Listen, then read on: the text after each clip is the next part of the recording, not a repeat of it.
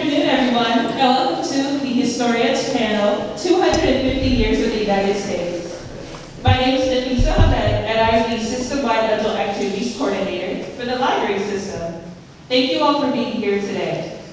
This event is to acknowledge 250 years since the founding of the United States through an educational lens, as presented by our panelists. So we want to recognize the friends of the library system who, without them, we would not be able to bring events like this. If you are not a friend of the library system yet, we do encourage you to do so. If you are, we thank you. And we also like to thank our friends at Murder at the Beach, our bookseller for today, and supporters of our libraries and library events. Sales directly benefit the local bookshop as well as friends of the library. So, a little bit about each of our special guests. Dr. Alexandra Cornelius is the director of the Center for Women's and Gender Studies and teaching professor of history at Florida International University.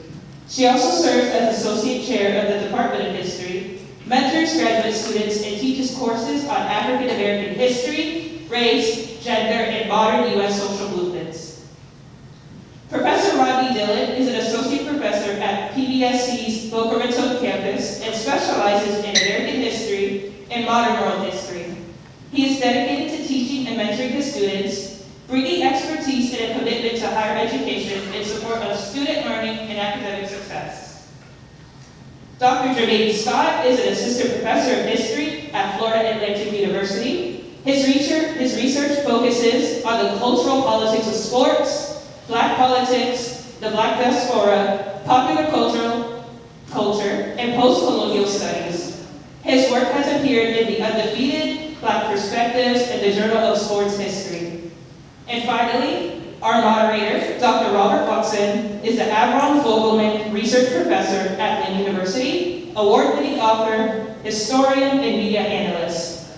He has published more than 40 books on history and politics, 5 novels, and hundreds of scholarly works that has received multiple awards for teaching and public scholarship. So without further ado, please give a warm welcome to our amazing panel of educators.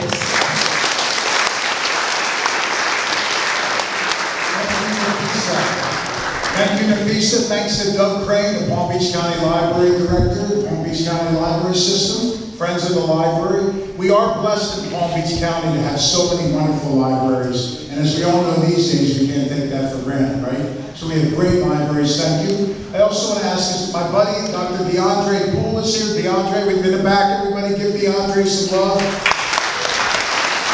It's exciting to see an elected official come to a panel on history in America 250. Try to get all the rest of our elected officials in, DeAndre. So yeah, so love it. So it's always delightful to get together with fellow scholars, academics, and as we celebrate America 250. So we're going to try to make this fun and conversational rather than a panel. And time permitting at the end, we'll let the audience have at us. Why don't we get started with just some fun stuff? So we'll start with Dr. Cornelius. Everybody, who is your favorite founder and why? Thank you. Thank you so much for the questions. I want to just take a minute to thank Nafisa, Ms. Ahmed, and thank you for allowing us to come up here to this. Thank you for, can you hear me now? Okay. Thank you for inviting us to this beautiful library. I've never been there before. It's a beautiful space, and I really appreciate all of you coming out. It warms my heart to see so many people so invested in sustaining knowledge about this country's history. In answer to the question, maybe the father who intrigues me the most is Alexander Hamilton. And the reason for that has nothing to do with the play, which was great. But my father is actually from Nevis, which is the island where Alexander Hamilton was born. So I grew up, not with many details about Hamilton, but my father always saying Alexander Hamilton was a great statesman and orator, et cetera, et cetera. And I think the fact that he was born in Nevis, his parents weren't married. Actually, there's some debate among historians about whether he was born in Nevis or St. Croix, but he himself identified as someone born in Nevis. Hold it closer.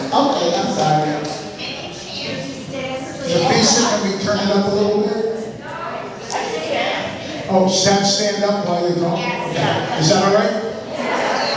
You guys don't want me to stand up and to see me, but we'll have the rest of us. Can you hear me well now?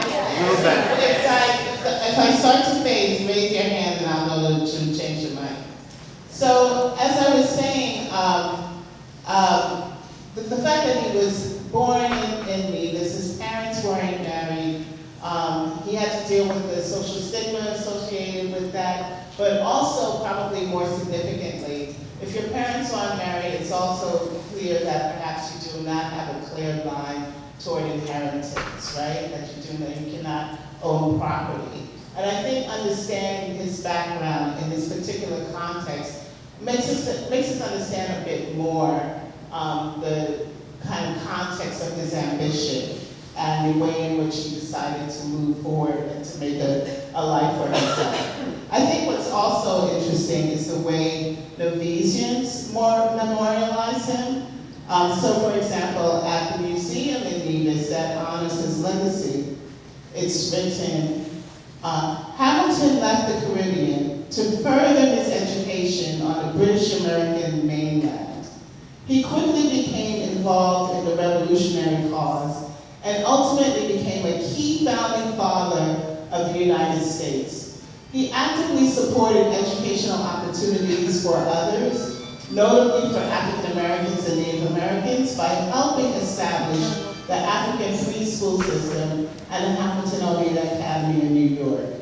You can learn more about Alexander Hamilton and get some cool Hamilton merchandise in our gift shop. And so what I think this speaks to is an understanding of shared values that cross American borders, that can be understood in a broader Atlantic world context. The idea that for championing education for others, championing freedom for others, is something that should be celebrated in the Caribbean by people who went to the mainland United States. And I think understanding American values and American system and American history, again within a broader Atlantic context, gives us a broader sense of how many ways in which we do share values specific to the ideas of liberty and freedom and self-governance. Hamilton, the quintessential American story, right? His parents weren't married. His mother was a refugee, born in the West Indies into grotesque poverty, escapes slavery and disease, and comes to America and makes profound contributions. Quintessential American story, right? Dr. Dillon, same question. Faith the founder in one. And if you can stand up, like I said, that way we can see these handsome panelists, the beautiful panelists. I don't know if you want to see me, but actually I have kind of a double answer to this question, depending on how we interpret the word founder. And if we're talking about founder as in founding father, one of that group of men who we always associate with our Declaration and the Constitution, I would have to say Ben Franklin. And for a couple of reasons. One, of course, he was absolutely brilliant. As we all know, he did many other things and had many other interests besides revolution and politics. He was a printer, a businessman, a scientist, a philosopher, a writer. I would say undoubtedly the most famous columnist worldwide at the time the revolution took place. But I think even more than that, what always kind of drew me to him is I think he's relatable. He's sort of the founding father with a twinkle in his eye. And he had a sense of humor. And he's sort of the perfect, imperfect man. You know, he stood for many things that we today still see as right and wrong, but his personal life sometimes was far from that, and he realized it. So I like the human side of it.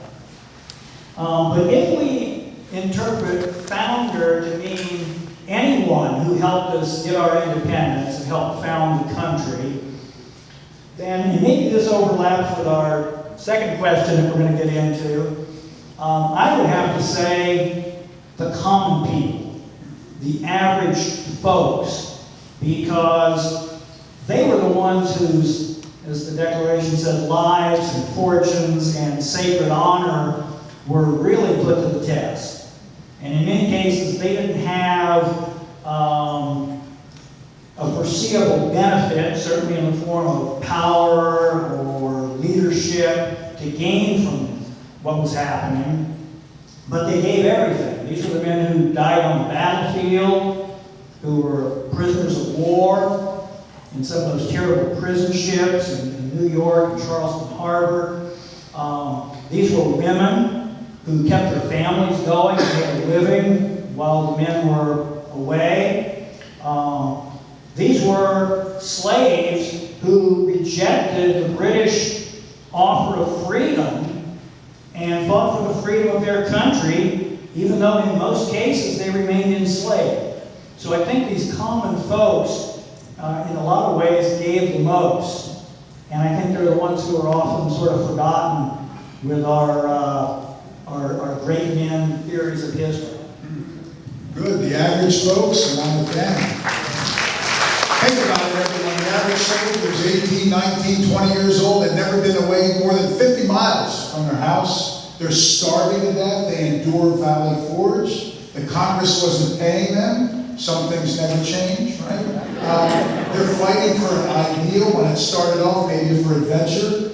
And how many of them re-enlisted and re-upped and suffered during the war and made it happen? So, good, excellent stuff. Dr. Scott. How's everyone doing? Excellent, excellent. So I guess I have a little bit of a deep cut here. I think all of our founding fathers are complicated individuals, right? No one's perfect, right, even to this day. But one founding father that I think I'm most intrigued by, I love the way you put that, is actually John Adams, right? Our second president. And the reason I say John Adams is because he's one of our few founding fathers, if not our only founding father, that did not own slaves, right? And so I think there's something to be said about, when thinking about our founding fathers, we can talk about their political decisions, we can talk about what guided them politically, but I also think it's important to think about what guided them morally as well, right? So when we think about John Adams, I think it's important to know that he was, the only founding father that had not owned a slave. But the second point about John Adams, which I think is more of the deep cut that I was speaking to earlier, is that he actually supported Toussaint's overture during the Haitian Revolution, right? The Haitian Revolution, of course, would be the most successful slave revolt in the Western Hemisphere. It would become the first Black republic in the Western Hemisphere coming from a slave revolt. And John Adams famously supported Toussaint during that period in 1799, which was part of a larger conflict of the Quasi-War, right, with France. And so John Adams, I think, on those two positions, one, never owning a slave, and really being true to that, right, going forward. His son, John Quincy Adams, famously would never own a slave as well. When we think about George Washington, for example, who would own over 100 slaves, right, over 300 slaves would be on Mount Vernon at the time of his death. Thomas Jefferson himself would own over 600 slaves, right? One of the authors, of course, of the Declaration of Independence. And so when thinking about these contradictions, I like to look at John Adams as someone that clears those contradictions that many of the founding fathers share. Excellent.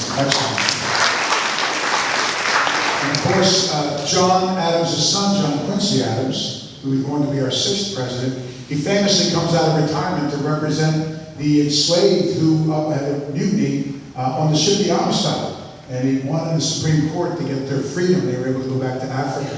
John Adams was also particularly disturbed by the following. When they met in Philadelphia for the Declaration and the Constitution, Philadelphia was by far the most enlightened city in the country at the time. It was known as the Athens of America. That was the nickname. And they had a law in Philadelphia, if you were enslaved and you were in the city for a certain number of days, you were automatically freed. And Adams thought it was repulsive that Southerners like Jefferson brought wagons so they could shuttle their enslaved workers back and forth and skirt the law. I like all three of you. I agree with all your comments. If pushed, I'd have to go with Ben Franklin. Only because Harry Truman wasn't a founding father. there's a long history of me and Harry. So 2016 to 2018, I had a wonderful opportunity with C-SPAN to interview 10 of our top historians, David McCullough, Doris Kearns Goodwin, John Meacham, Ron Chernow, the list goes on. And what was cool was we hung out in the green room, and I asked them all that question. Favorite founder, least favorite founder, we won't do the least. Favorite founder, all of them said either Ben Franklin or John Adams. Least favorite founder, 10 for 10, no one liked Jefferson. And I was thrilled because I've always loathed Thomas Jefferson, so they, all of them. In fact, Joe Ellis, two-time Pulitzer Prize winner, who wrote the book American Sphinx about Jefferson, won the Pulitzer. Ellis says to me, he goes, here's the problem. My book on Jefferson won the Pulitzer, now I have to go out and talk about it, and I can't stand it. So I thought that was cute. So Ben Franklin, for a number of reasons, we've heard a lot of great stuff here already. Ben was an abolitionist. Ben believed in women's equality, but his science, right? He invented a catheter, he invented an odometer, he invented the Franklin stove, lightning rod, snorkel fins, which he put on his hands. He said we should exercise, everything. But here's the kicker. America's Leonardo da Vinci, Ben Franklin, gave all of his patents away for free for the betterment of humanity. He dedicated his life to social and civic improvements for Philadelphia, first circulating public library, medical institutions, a philosophical society, sanitation departments, all his own ideas, many with his own money. So he dedicated his life to civic improvement and the rights of others, and my gosh, is that a guiding star in these days that we need. And last thing, just to give you an example, he wanted a public safety program, and he realized that if lanterns are on the ground, they don't give much light. You got to put them way up in the air. But how do you light them and turn them off every day? So he trained the public safety officials to walk on circus stilts to light them. I mean, just common sense. So, and I'll close with this, and then we'll go to the next question. If anybody plays those games that I do, like if you're going to have a dinner party from history, who do you invite? So I always say if I want a cerebral dinner party with Einstein, I'm inviting Ben Franklin. If I want a hilarious dinner party with Robin Williams and Kevin Hart, I'm inviting Ben Franklin. And if I want a raunchy dinner party in Vegas, and what happens in my party, I'm inviting Ben Franklin. So let's start with Dr. Scott and go down the road the other way. Of the founders of that generation or events, what person or event doesn't get enough credit? What is an unheralded voice in the founding? Thanks for this question. And as I was going through the different founders, I actually wanted to approach it a little differently. And so one of the individuals, so I want to use one individual to talk about kind of a broader theme that I don't think we talk about this enough. And that individual's name is William Lee. And William Lee was actually the valet or the slave of George Washington, right? That accompanied him into war, that accompanied him really everywhere, right? He kind of really organized his finances and organized many of his political and military plans during the Revolutionary War. And William Lee, I think, is a really good example to talk about the Black experience during the Revolutionary War in general, right? I think what we get with the Black participation in the American Revolutionary War is this example of the different meanings of liberty, right? The different meanings of freedom, who these concepts apply to. And so using William Lee to talk about, for example, Lord Dunmore's Ethiopian Regiment. This is, of course, the Earl of Dunmore in November of 1775, the Royal Governor of Virginia at the time, who offered freedom to any of the enslaved persons to come fight for the British, right? And so we would have nearly 1,000 enslaved persons join the Ethiopian Regiment. At the time, George Washington had barred all Black people, free and enslaved, from joining the Continental Army. Shortly after Lord Dunmore's proclamation, he reversed his case. And so shortly thereafter, George Washington would then gradually welcome African Americans into the Continental Army, of course, starting with free Black men. We can also look at, of course, the opening battles, right? Even prior to the formation, the formal formation of the Continental Army, we can look at the Battle of Lexington and Concord. We can look at a number of different Black participants in these opening battles, right? We can look at the archive and like Peter Salem, for example, or Prince Easterbrook, right? Right. So there are a number of different examples that we can point to that show the ways in which Black people in this country are redefining this concept of liberty at a time where the concept of liberty is very much at the center of the discourse. And then the last example I would bring up would be the 1st Rhode Island Regiment, which would be the main predominantly Black regiment during the Revolutionary War. Of course, you would have nearly 100 enslaved persons who served in this regiment, and they were guaranteed freedom, of course, for fighting for the patriot cause. So I think it's just very important to highlight those examples, because when we're talking about the revolution, when we're talking about independence, I think there are a number of different perspectives and a number of different meanings of liberty and of freedom that are not just coming from our founding fathers, per se. Good stuff. Jermaine, you can want to be a fly on the wall in the conversation between Prince and some other folks about fighting for a war for liberty while they are not enjoying any of the fruits of freedom. So talk about their inspiration.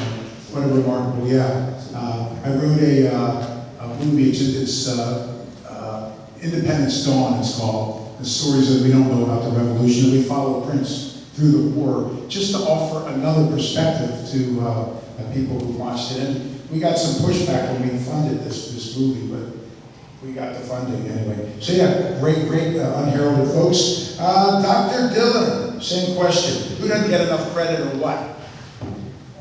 Okay, well, like I said, part of my first answer is sort of related to this when I talked about the common folks, the people who weren't famous or powerful. So I'm going to take another little approach to this. And instead of talking about a person, I'm going to talk about a little bit about an event or a series of events. That's fine. That I often think don't get enough credit.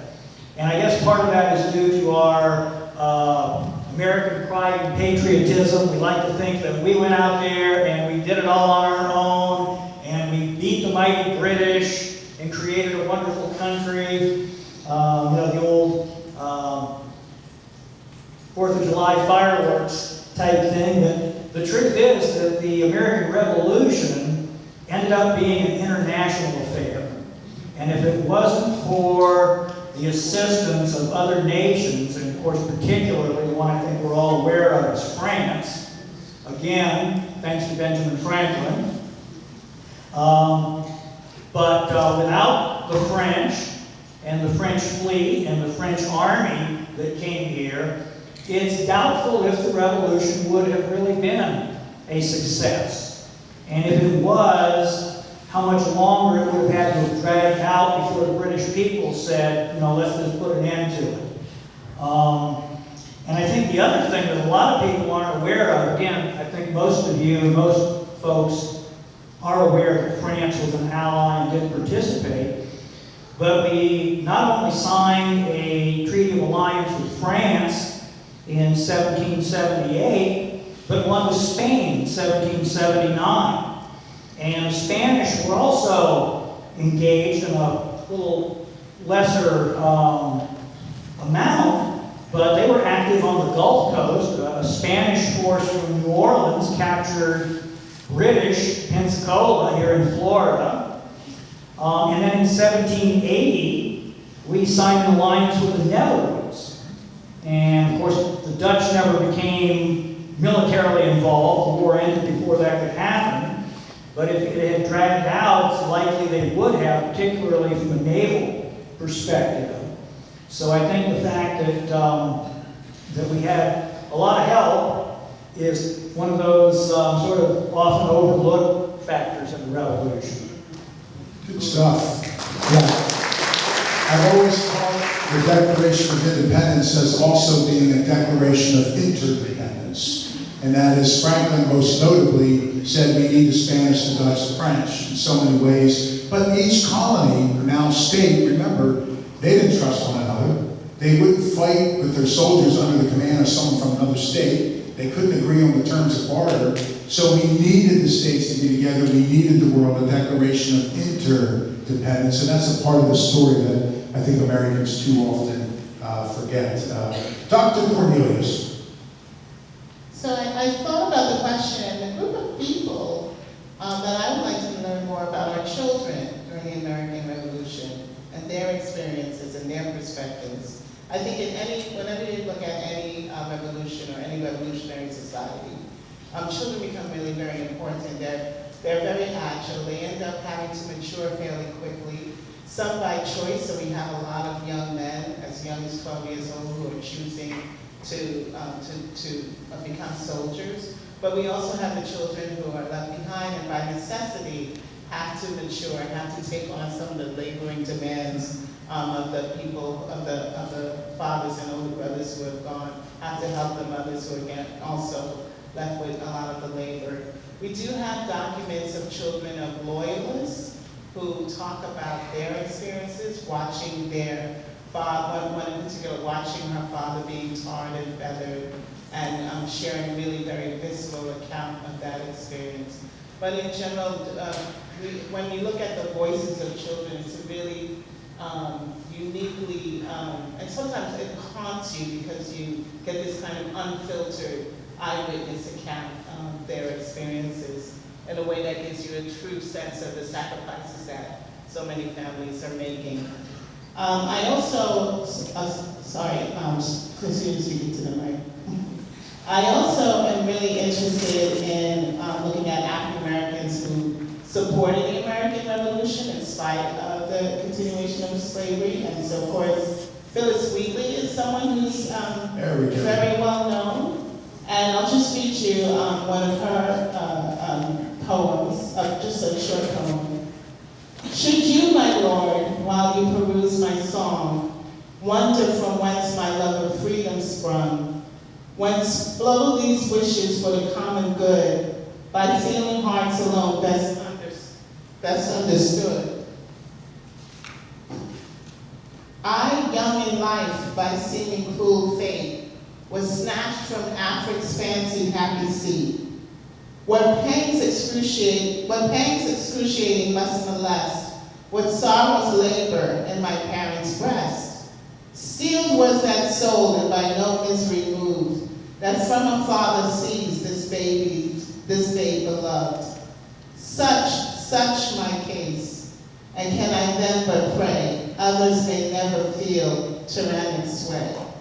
And so what she does is, in a very eloquent fashion, talk about her own enslavement, being wrested from her father who loved her, and then saying, this is how I learned to love and appreciate the concept of freedom, and I don't wish you to have to fall under the same kind of experience. It's a very, I think, genius way of supporting the effort while at the same time calling attention to the injustice of enslavement in America at the time.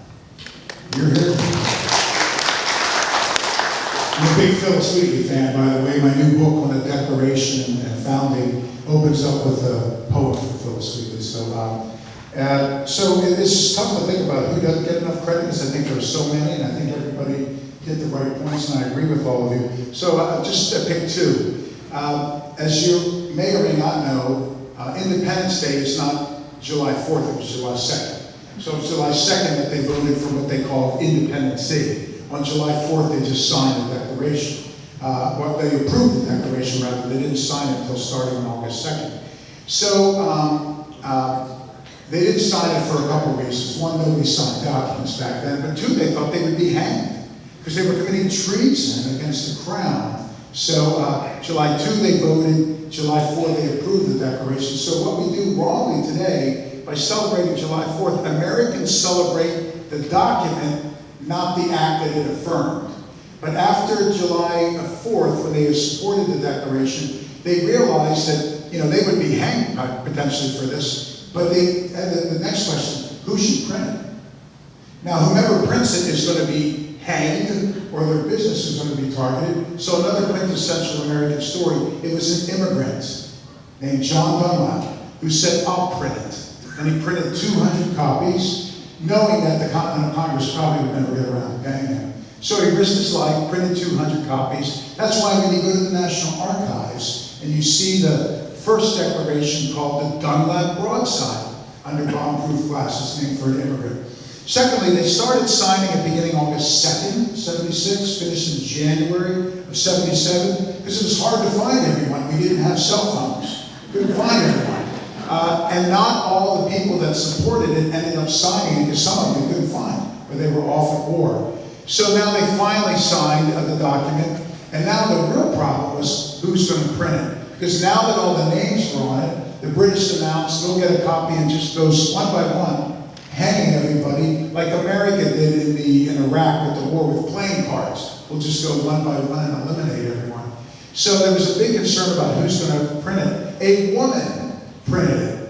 Her name was Mary Catherine Goddard. So she came forward and risked her life to print it. And you all know that Nicolas Cage movie, National Treasure? Yeah, I like the movie, but the whole premise is there's a secret on the decoration hidden. The only real secret on it is at the bottom of the second copy with the signatures, Mary Catherine Goddard put her name. She wrote Baltimore, comma, in Maryland, printed by Mary Catherine Goddard. She told him, I'm going to tell him where I'm from, come get me. So she was badass, and she emboldened everybody through her courage, Mary Catherine Goddard. Which leads me to the next question, and we'll start with Dr. Dillon in the middle. What stories, and we've all touched on this I think already, but what stories from the founding do we really not know much about? And I have to take moderator's privilege and just jump on the Phyllis Wheatley here. We all know about the Boston Tea Party of 1773, and dressed as Indians, appropriating Indian culture, boarding the Dartmouth and other ships, throwing the tea over. My favorite Boston Tea Party story is on the Dartmouth. That was the main of the three ships. As they're throwing all the crates overboard, guess what was in some of the crates below deck? Phyllis Wheatley's poetry. And the Sons of Liberty threw all the tea over, but didn't throw the poetry over. Now here's the pickle. We don't know why. We just don't know why. So I'm sure it wasn't this, but I like to imagine the following story. Like some guy's like, yo, Bruce, pass up the next crate. No, dude, this is Phyllis Wheatley's poetry. Her verse, her stanza, she's a progressive intellectual. Oh, Phyllis Wheatley, the first black poet. I don't know. I hope that's the truth. I doubt it. At any rate, so that's a story we don't know. And we know that George Washington came to love Phyllis Wheatley's poetry. And she wrote one poem expressly for him. His Excellency, General Washington was the poem. So we'll start with Dr. Dillon. Talk about a story from the founding or declaration or revolution that we don't know much about. Okay, well, I don't know most of the audience, so I don't know who does know what, but I'll throw one out here for you. We've all heard of the 13 colonies, right? How many times have you heard that phrase? The 13 colonies. And I think we hear it enough that many people believe that Britain had 13 colonies in North America, and they became enraged over taxation without representation and other seen mistreatment, and they declared independence and fought for freedom. Fact is that 13 colonies did declare independence and fight for freedom, but Britain had quite a few more colonies. Oh, yeah. Canada. Britain had owned Nova Scotia and some of the eastern Canadian regions since Queen Anne's War of the Spanish Succession back in the 17 teens. And of course they won the bulk of Canada as a result of the French and Indian in the 7 Years' War. And that included what was eventually divided into Upper Canada, or Ontario, and Lower Canada, or Quebec. And I sort of mentioned this when I mentioned the Spanish assault on Pensacola. Also as a result of the French and Indian War, the British occupied formerly Spanish Florida. So right here in Florida, we were a colony during the Revolution, but we did not declare independence. Florida remained loyal to Britain. And as a matter of fact, it wasn't just Florida. I think they're still counting Florida's ballots and verified ballots. There was some question over there. Right. Florida was actually divided into two colonies, east and west. Excuse me? Some Just turn our phones off, everyone. East Florida was pretty much most of today's state of Florida. It was the entire peninsula and the panhandle west of the Apalachicola River. And then what was called West Florida was the remaining far western portion of today's state of Florida, but also included parts of today's Alabama, Mississippi, and Louisiana, all the way to the Mississippi River. And also extended quite a ways north into what's now Alabama and Mississippi. So, and that's just on the mainland. Of course, Britain also had a lot of island colonies, the Bahamas, Barbados, Bermuda, Jamaica, etc. So the idea that we were the only, and I say we, the ones who formed the United States, were the 13 colonies is a little bit of a misunderstanding, I think, or a misrepresentation. Many colonies, many colonies. Thank you, Dr. Dillon. Dr. Cornelius, a story we maybe don't know. So one item that I think may not be very well known is the fact that you had 500 to 1,000 Haitian men participating in the siege of Savannah under French, while they were fighting with the French. So you had these volunteers, couleur, mixed race, African, people of African descent, also fighting along with white men from Haiti who came to the United States to help with the American Revolutionary cause. I think, again, that's really an interesting fact to know because, again, it puts us within a broader Atlantic world context, and it also explains the extent to which, to this day, many Haitians identify with and think of the Haitian history as being, in some ways, in alignment with American history. I noticed from personal experience, my mother is Haitian, and so for the 200th anniversary of this country, I happened to be in Haiti on July 4th in 1976, and I was identifiably American because I think I had on like blue, red, white, and blue bell bottoms or whatever, and people kept saying to me in the street, "Happy birthday," in English. They would say, "Happy birthday." And I was confused. I kept saying, "Why are they saying happy birthday?" And my mom said, "Because it's July 4th, it's American independence." And so the fact that I'm in Haiti and that they were that keenly aware of the anniversary of the American country told me a lot about the ways in which people kind of acknowledge this American experiment in equality and freedom and how important it is and how they respond and hope to build on it. Good, thank you. Dr. Scott. Yes, I love that story about the Haitians supporting the American Revolutionary cause, and some of them actually that provided them early military experience for the later Haitian Revolution in 1791. And so the story that I would want to share that we may or may not know about is the petition movement during the Revolutionary era, specifically the Black petition movement. And again, kind of adding to what I was saying before, just the number of different stakeholders, right, that are trying to expand the concept of freedom and liberty, right? I love the fact that you're bringing in women and immigrants into the story about the American experience in the American Revolution. And so the Black petition movement took place during the 1770s. It was a number of free and enslaved Black men who were writing petitions, largely to state legislatures. So, for example, in 1777, you have a free Black man by the name of Prince Hall. Prince Hall may sound familiar to some of us. He was the founder of the Freemasons African Lodge No. 1, and he would author a petition. And what's important about this petition is that they are using the language of the Declaration of Independence, right? It's authored in 1777, right? So they're using the language of the Declaration of Independence to apply it to their own condition, right? And so Prince Hall would say, we have in common, for example, with all other men, a natural and inalienable right to freedom, right? So really borrowing the language from the Declaration of Independence, trying to make it a truly multiracial experiment in liberty.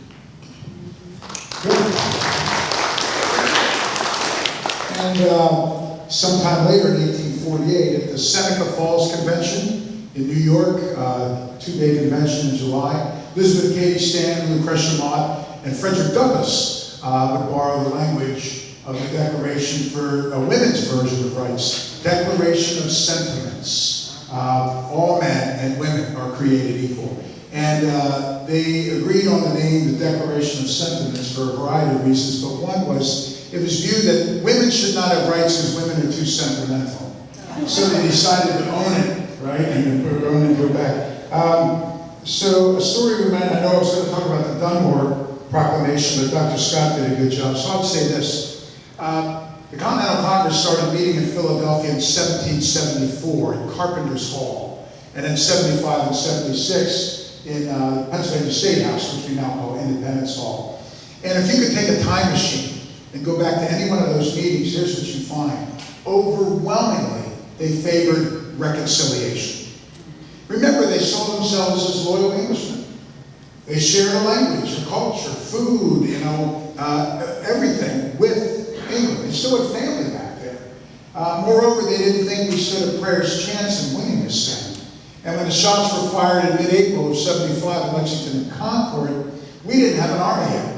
We didn't have a general. We didn't have a flag. We didn't have a capital. We didn't have a national anthem. We didn't have a currency. So this is not bold, it's insane. It's audacious. So reconciliation was the word until the very end.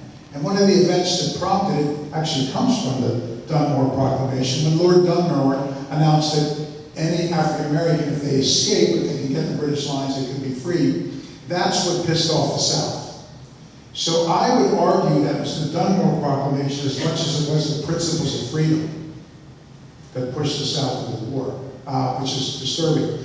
So what Pennsylvania, New York, and Massachusetts, the three states really hosting all of this movement for independence, what they did is they said, we need to get a southern state to support independence. And because of the Dunmore Proclamation, and because it was by far the most important southern state, and it produced a disproportionate number of great Americans that punched above its weight, they focused on Virginia.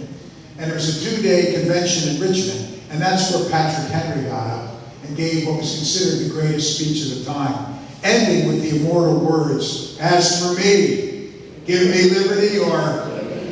Sure. And when they voted, then they finally moved away from reconciliation toward what they call independency. So it was a very slow process. Given that, everybody talks about the causes of independence, the causes of the revolution. So Dr. Scott, let's start with you.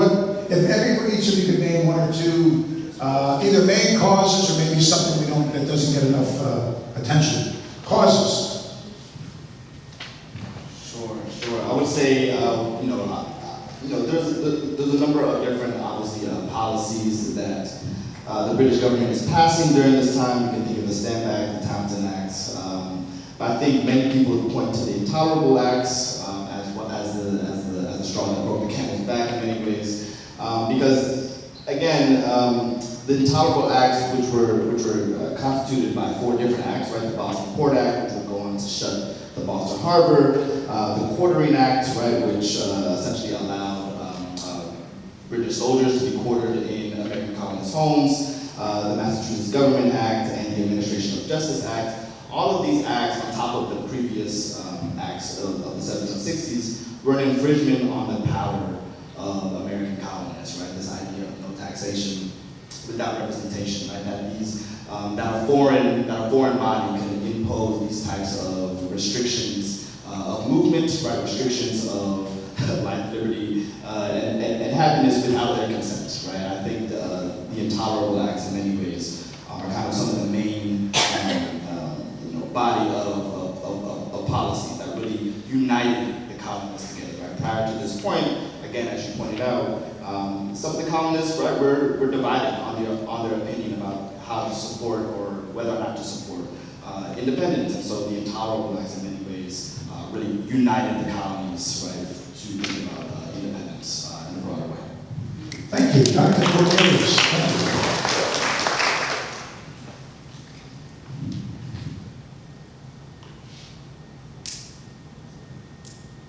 I also would say the intolerable acts were really key. One of the things I think is important is the fact that they refer to them as the intolerable acts, right? So that every time, as opposed to the coercive acts, which is what the British call them, and so that every time they talked about it, it was kind of, people were maybe subconsciously getting used to the idea that this in fact was intolerable. And I think that of the intolerable acts, perhaps the quartering act was particularly offensive to people. I think that the British underestimated how swiftly the colonies would be able to unite and would be able to see common cause. But I think having the quartering act, British soldiers, I don't think they were housed in, they weren't forcing themselves into people's houses, but the colonies were supposed to make sure that they had lodging, provide them with food, and I can imagine that having this visible presence of a standing army helped the colonists to begin to identify themselves as people separate and distinct from this imposing power. Okay, thank you. Dr. Dillon. Causes. Okay, well, I certainly agree with my neighbors here. I think that those were all very important causes. And I think underlying a lot of it, in some ways, the British government set themselves, or the British society set themselves up for revolution by the simple means that through a long history of colonization here in North America, they allowed the colonies to have so much, maybe not legal independence, but virtual independence. They didn't enforce a lot of the trade laws. They allowed the colonists to have their own self-elected legislative bodies. And as a result, the colonists felt that they had a degree of independence. It wasn't as though they'd been constantly held under the British thumb and suddenly decided enough is enough. They enjoyed many freedoms. And when the British did, in the 1760s and 1770s, began passing and enforcing these new laws, they didn't like the change in the game. They felt like all of a sudden they were being disrespected and put upon. It had happened actually one time before, back in the 1680s, when the British did sort of a similar thing, but it didn't reach the point it did, because even though some of the colonists were on the verge of revolution, the revolution, which they called the Glorious Revolution, took place in England first. And the British king, who was seen as being so oppressive, was overthrown from within, so the colonists sort of ended up being on the right side, on the winning side, and could sort of renew their allegiance to Britain. Of course, that didn't happen in the 1770s. Good stuff. Piggybacking off that, this takes nothing away from the heroes and the soldiers that fought, or the vision of people like Jefferson and the leadership of Washington and so on. But King George III was a fool. He was mentally ill, he was a narcissist, he was a bully, and he was uncomfortable around competent people. He hired the most incompetent people, and he surrounded himself with people like Townsend. And Townsend just fed into the worst traits of George III, and George III fed into the worst traits of Townsend. So we made mistakes. The Americans made mistakes, the British made a lot more mistakes. He virtually got everything wrong. There was a series of olive branch petitions, is what we called them, where we would write to George III and say, listen, can you please take your foot off the gas, basically, of these taxes? We're willing to pay some, but please come to the table and let's... And he would write back, and in one letter, he sent a proclamation back where he said, I didn't even read your proclamation. You know. And now I'm going to hit you with more taxes for sending 3 ships of soldiers over.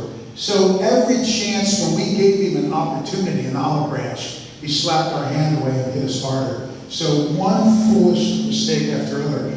Related to that, Ben Franklin saw this when he realized probably the only way we could pull this thing off was through Europe, as we said earlier, Spanish, French, Dutch.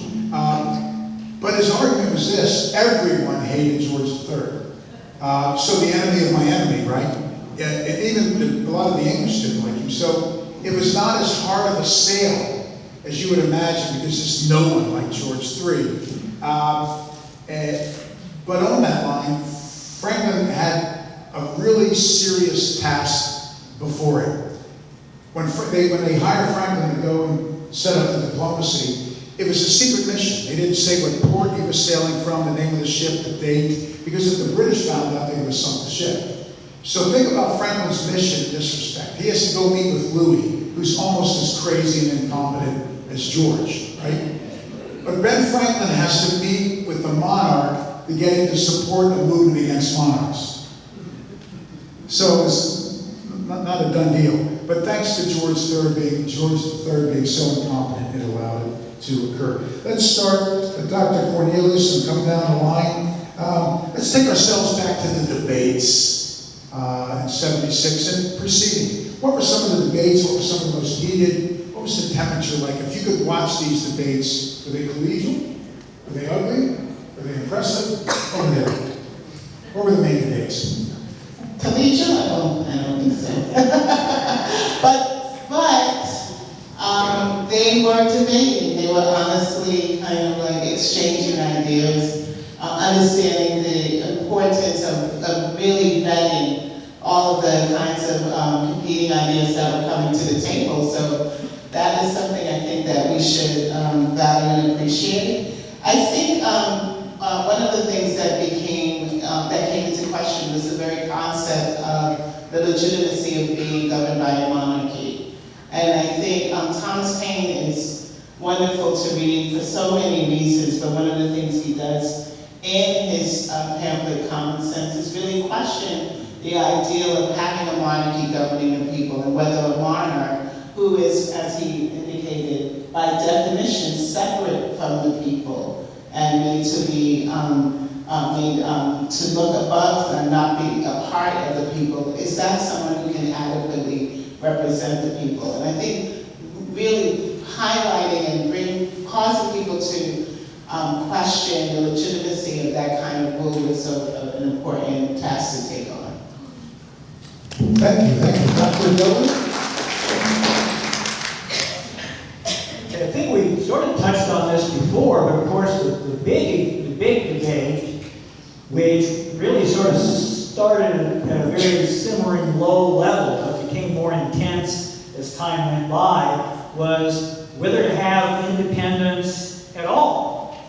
And of course many of the delegates to the Continental Congress disagreed. You know, Dr. Watson mentioned the Olive Branch petitions. Speaking again of Ben Franklin, when the war broke out in the spring of 1775, he was in London representing the colony, sort of as what they called an agent, but basically a lobbyist, to try to get favors and concessions from Parliament. And he was horrified because he was there trying to patch things up, as it was, trying to pull people together. And all of a sudden, everything explodes, and he was called to task before Parliament, and they read him the Riot Act and really said some pretty personally offensive things to him, and that kicked him off enough that that's what sort of put him over to the revolutionary side. He left fairly shortly afterwards for home. But many of the delegates, there was a man from Pennsylvania. His first name was Joseph Galloway, who put forth one of the early plans for trying to get concessions from England at the cost of us remaining under British rule. And his plan was voted down, but once independence was declared, he became a loyalist or a Tory. And he lost his home, and I think eventually ended up migrating to England. So I think the idea of, do we want to and can we afford to be independent was a huge debate. Excellent. Dr. Scott? Yeah, so I'm not sure how central of the debate it was. It wouldn't be as important of a debate as it would become during the Civil War, for example. But the question around slavery, right, and not necessarily whether or not to abolish slavery, right, but how to manage it, right? I think what we get, and this is evidence in our second founding document, the Constitution, right? We have a number of different examples where we see these debates being played out within the Constitution. So, for example, we have Article 1, Section 2, Clause 3, which is famously now remembered as the 3/5 Compromise, right, which infamously counted the enslaved population as 3/5 of a person to account for the representation of the South, right? This disproportionately, of course, gave more power to Southern politicians in Congress, for example. You would also have Article 1, Section 9, Clause 1, which extended the international slave trade for another 20 years, right? Prohibited Congress from banning the international slave trade for another 20 years. The U.S. would abolish the international slave trade in 1808. I believe England would do it 1 year prior, 1807.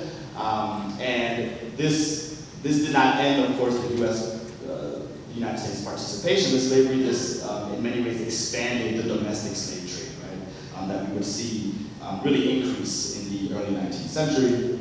And then the third example that we see in the Constitution is Article 4, Section 2, Clause 3, which was the Fugitive Slave Clause, which mandated that any fugitive slave, any enslaved person that escaped their plantation and made it to another state could not be governed by that state's laws and had to be returned back to their owner, right? So all of this was codified in the U.S. Constitution.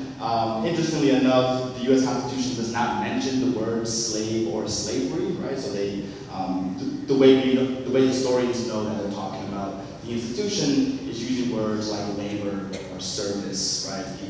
The trade of persons, for example. And so there are many ways in which our founding fathers got creative to talk about the institution of slavery. But I think that was one debate that I think is the animated a lot of discussions. Good. As you heard Dr. Scott say, from the 3/5 Clause of the Fugitive Slave Act, American history legally, racism and racialism, this idea that society can be separate, is cooked into the system.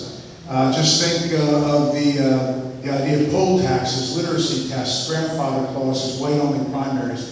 Now, all this is what scholars refer to as critical race theory, which we're not allowed to say in the state of Florida, so let me be clear. It's critical race theory, everybody, is what we're talking about. And what Dr. Scott just said inspired Abraham Lincoln in his November 1863 Gettysburg Address. He starts with the famous line, 407 years ago, not 16 years ago. He did not take us back to 1787 with the Constitution, because the Constitution allowed this kind of horrific. He takes us back to the Declaration because of the promise that all men are created equal. The debates, I'm sure my colleagues would agree, if I could take a time machine and just sit in on those debates and listen, wow. Yes, they were petty because people were involved. Yes, there were feuds, there were favorites, there were arguments, there were pissing matches. No one liked John Adams. He once wrote, he said, "I'm far too obnoxious," which was true, although I do like him. And then nobody liked the Massachusetts delegation, the Southerners were separate. Jefferson would sit in the back and cross his legs and arms and not look or talk to anyone. He just sat back and he did a lot of tisking. Jefferson would be big about turning around and going, it drove everyone nuts how whiny and prissy he was. But the debates were also cerebral, everyone. One of the things that I always loved about it was a lot of the framers of the Constitution, founders of the Declaration, a lot of the founders, particularly Jefferson, Franklin, and Adams, were big fans of enlightenment. And they were steeped in Voltaire, Rousseau, Locke and Montesquieu, and these ideas and ideals informed what they were talking about. So they were literally debating this, just like our Congress and President today, Voltaire, Rousseau, Montesquieu. So the high level, the highbrow, high-mindedness, and yes, the Declaration and independence was in part because they were tired of paying taxes. But there was the ideal of we could be a better place, mostly championed by an idealist like Jefferson or Franklin. And I'll leave this and we'll do our last question, see if we have time for you to ask a few questions. Life, liberty, and happiness. So, primarily Jefferson and Franklin, but the founders were considering what natural rights exist. Now, most of them were deists, so nature was God, God was nature. They used those words rather interchangeably. They would say God and nature and God, or nature's God. So what rights exist in nature? What rights does God bestow upon us? What did the great Enlightenment thinkers, Rousseau, Montesquieu, Voltaire, what did they say about this? And they came up with a laundry list: life, health, liberty, property. Well, we couldn't give all those rights. So they eventually stripped it down to just life and liberty. And it was Jefferson and Franklin, mostly Franklin, who came up with the idea of pursuit of happiness. And this is one of my favorite parts of the Declaration of Founding. They didn't mean happiness like, ice cream makes me happy, basketball makes me happy, playing music and going on a cruise, that's what makes me happy. But what they meant by pursuit of happiness, this is heavy stuff. Franklin saw it as a mix of self-determination and self-actualization. You hear that? Self-determination, self-actualization. Now, this was the era of the divine right of kings. So all of human history had been whomever was the biggest guy with the biggest club or the monarch governed. People had no self-determination, the idea of self-actualization. I always use the example when I put in my book on this. If you grew corn, it's because your father before you grew corn. And guess what his father before him did? And guess what your son's going to do? Grow corn. Guess what your daughter's going to do? Marry someone who grows corn. There was no idea of self-determination, self-actualization. And Jefferson saw the idealism in this. Franklin's view was we might not win this thing. I mean, Americans are violent and bigoted. And, we're a mess. So even if this doesn't work, Franklin saw the idea that pursuit of happiness is this. It's an aspirational gift to humanity. Isn't that nice? Yes. It's not just, the Declaration is not just for Americans. It's not just an end. We create a new nation. It's a means to a great struggle to get to a better place. And we're not there yet. 2 steps forward, 2 steps back. But it's an aspirational gift to humanity that the idea of freedom and liberty is someday possible somewhere on earth, and we're going to give the world this new vision. And it takes someone like Ben Franklin to really view it like that, and Jefferson's idealism, and just how ridiculously well-read these folks are. And my gosh, have we fallen. Let's take a last question from us. There are inflection points in history. We're celebrating the 250th birthday of this document, right, and the idea of independence, but it hasn't been easy.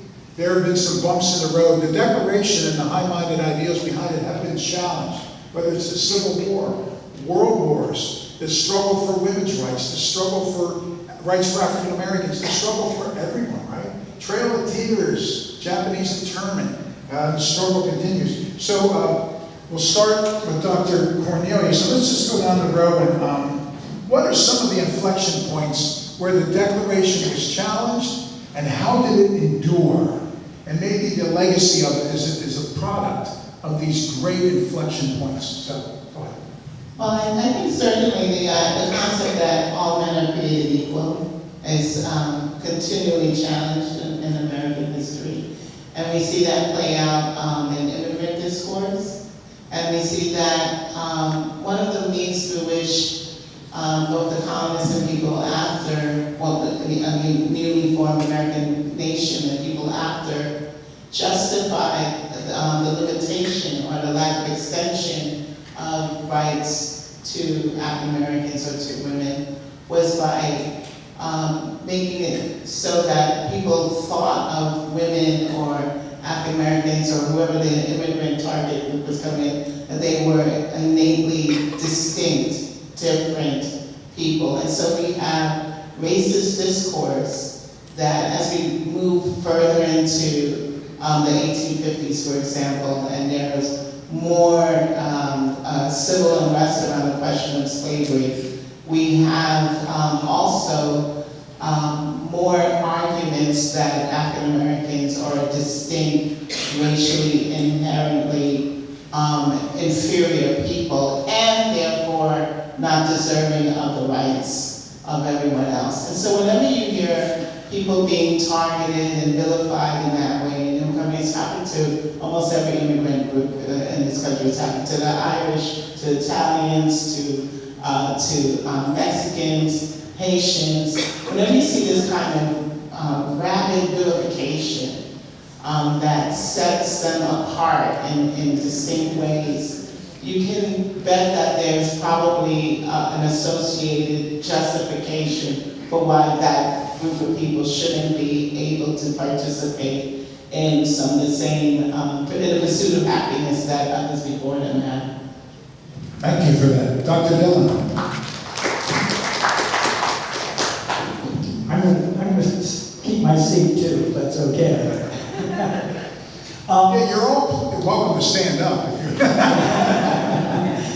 I think one thing that is a continuing, it's really characterized a lot of our country's history, debate, is the sometimes warfare between and sometimes attempt to come to a happy medium between the concepts of liberty and security. And we can go back even to the very early days of our nation under the Constitution, the presidency of John Adams, who we've spoken about. And John Adams and the Federalist Congress passed what were called the Alien and Sedition Acts during the quasi-war with France. And they limited freedom of speech, they limited immigration and naturalization, and of course, the Congress and the President said, we're doing this for the good of the country. If we can't stay on top, if we're undermined, then everything we believe in and have fought for is for nothing. So we have to sort of put aside our liberty today to ensure liberty for tomorrow. And of course, the opposition, which at that time was led by Thomas Jefferson, and his party said, if you can put aside these fundamental rights, then why have them at all? Do they really mean anything if they can be put on the shelf? And I think we see that same debate playing itself out over and over again. Civil War, with some of Lincoln's restrictions on civil liberties. Both world wars. And even in our own time. Everybody remember the Patriot Act? And of course, some of the things that we're being told today about, restricting immigration. So I think it's a debate that really hasn't been settled to anyone's real satisfaction. It continues to plague the country. I think the other thing, and because the Civil War has been more or less resolved, but we still see shadows of it emerging, is the nature of the Union itself. Are we a voluntary compact of independent states, or are we a real country, a real nation state? And of course, up until the Civil War, and that was one of the big issues in the war, different people saw it differently. And it wasn't just Southerners. In the early part of our history, at the time of the War of 1812, New England Federalists were talking secession from the Union. By the time of the Civil War, with the slavery issue, and changing economics, it became the South that embraced that sort of extreme states' rights position.